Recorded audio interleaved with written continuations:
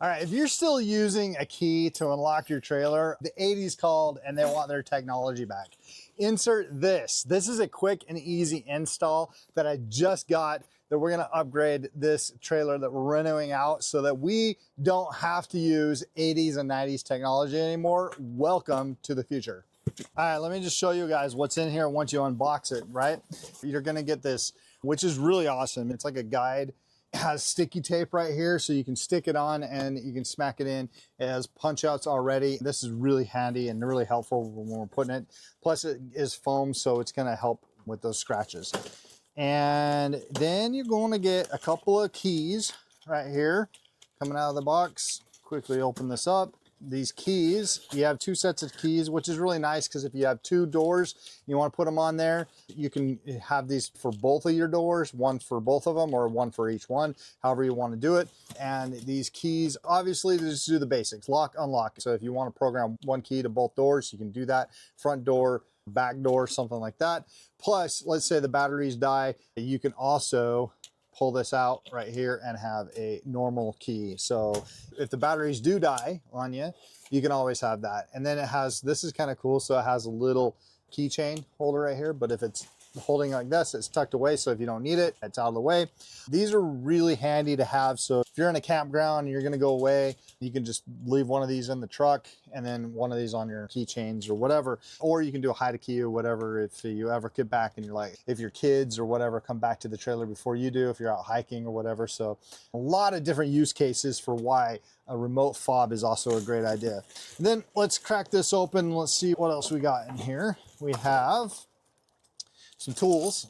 Awesome. Screws, plates, face plates. We'll put that aside for a second. And then that's it. Then you have the main unit itself. Now the main unit is going to come in two parts. You just need to unscrew these. It gives you the tools to unscrew them. I'm going to show you how to do the install really quickly. So let's get to it and we're going to time it. And it shouldn't take us no time at all. Ain't nothing but a thing.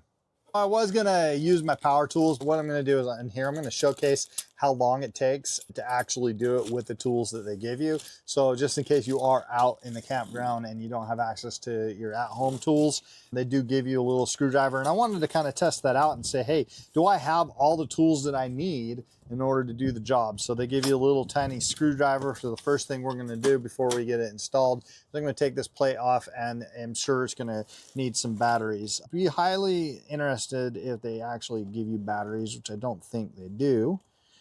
So like I thought, it doesn't come with any batteries. So the first thing you're going to do is you're going to want to pick up some AA batteries, and it takes 4 AA batteries right there. All right, we're going to be changing out a 2004 renovated trailer that we've been renovating on.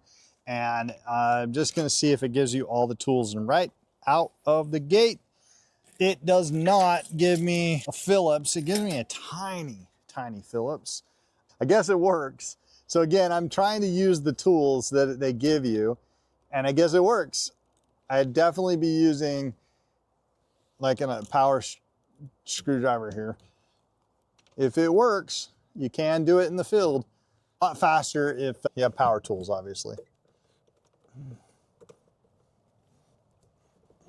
Oh, and this is easy. A little too easy. I mean, to get the screws out, you like to have a little bit of bite on them.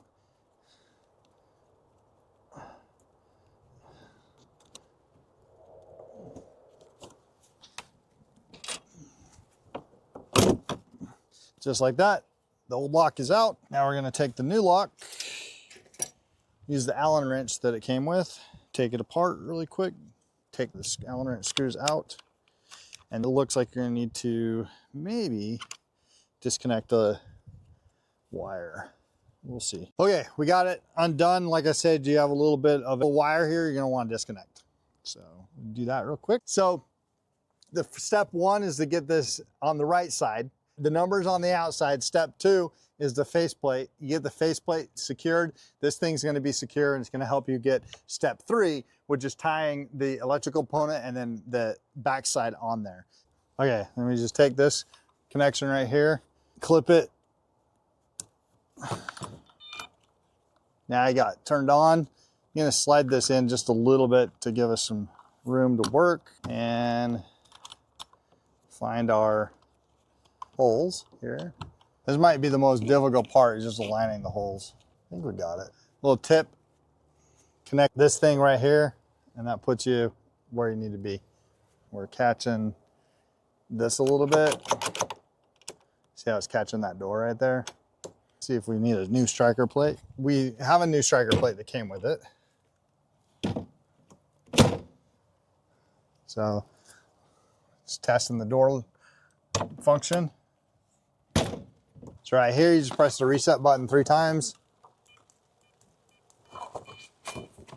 Okay, and then you put your password in.